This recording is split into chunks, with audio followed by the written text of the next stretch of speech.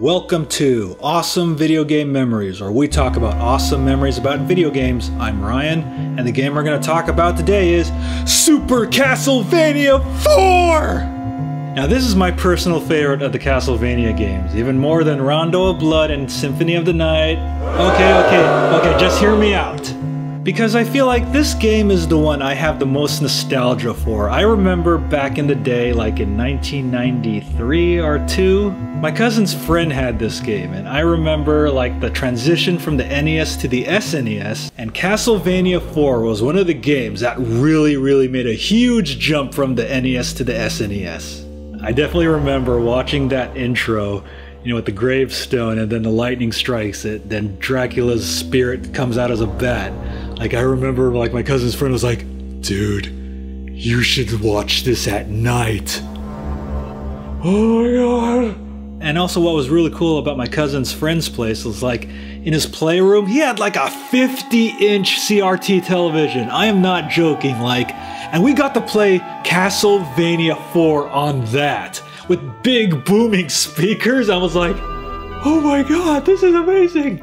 Although instead of being a direct sequel to Castlevania 3, although it kind of is, Castlevania 4 is a bit of a retelling of Castlevania 1 with more added stuff. You're still playing as Simon Belmont, although he's dressed a bit differently, kind of more like a Greek warrior now rather than a European warrior. And you have to traverse through caves, farms, underwater tunnels, ancient civilizations, even before you get to Dracula's castle. Now, Castlevania games are known for their awesome theme songs, and I remember the theme of Simon that plays at the beginning of the game, like, it has this really awesome build-up. Like the piano build-up, and then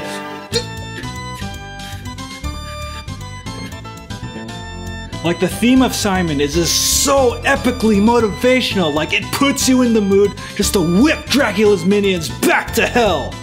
And the good thing about this game, the controls are a little less stiff than the NES versions, although the game is still a bit stiff in a way, but you get to whip it 8 directions. And also, if you hold down the Y button, Simon holds up his whip like a shield, which really saves you in a lot of situations. And what's actually cool, Simon can use his whip to grapple on places.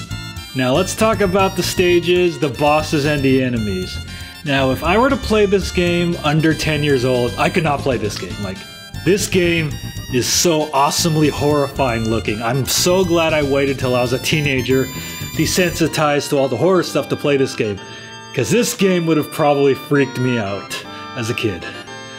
Like, holy shit, man, the enemies in this game are like huge and freaky looking. I mean, I need not say anything more, just look. Especially those mudmen, you just keep hitting them and more of them just start coming. And oh man, the bosses. Let's talk about the bosses. Oh boy, the bosses. Man, I remember that skeleton jouster at the end of the first level. I remember the big fat Medusa rather than the Medusa's heads.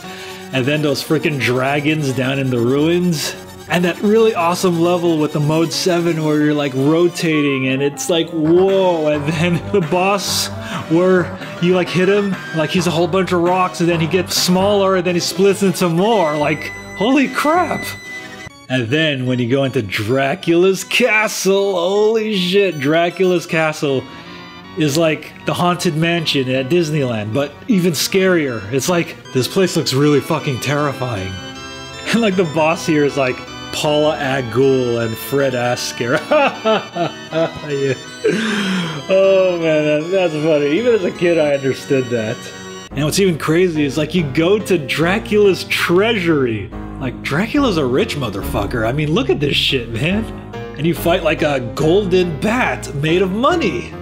I can sell this bat on the black market. And also what's cool, like before you get to the end of the game, they actually play remixed versions of the 3 main Castlevania themes: Vampire Killer, Bloody Tears, and Beginning.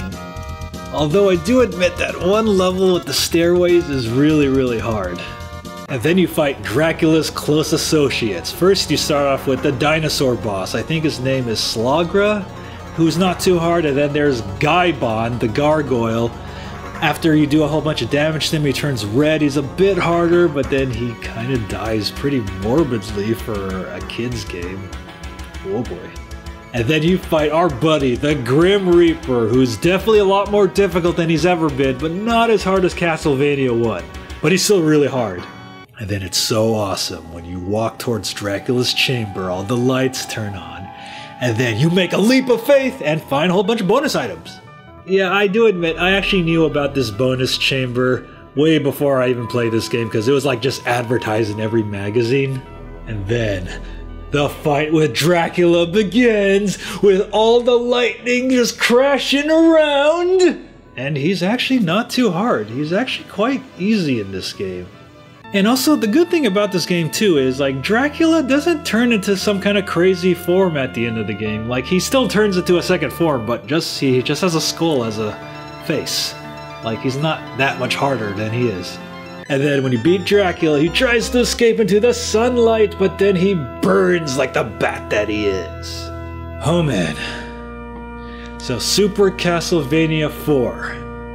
I cannot describe how epic this game is in just one video. I mean, this is a game you have to play for yourself. I mean, it's one of those games that really made the jump from the NES to the SNES. And everything was improved. The gameplay was improved. The graphics were improved. The music was improved. I mean, the music was already great in the NES games, but it's even better here. Like, it's amazing. Although Castlevania 4 is a bit easier than its predecessors, it's definitely not a walk in the park. There are still a lot of hard parts about this game, but thankfully you have passwords, so it's definitely not like a big trek that you have to play from beginning to end, like the first Castlevania. So yeah, I definitely highly recommend playing this game. And you can get this game on the Virtual Console for the 3DS or the Wii U. I definitely recommend getting it for the 3DS because you can play this on the go. And that wraps up this awesome video game memories about Super Castlevania 4. And if you have any memories about this game, make sure to leave those in the comments below. Take care. Hey, you guys having fun here? Well, check us out on twitch.tv/BattleGeekPlus. Please support us at patreon.com/BattleGeekPlus.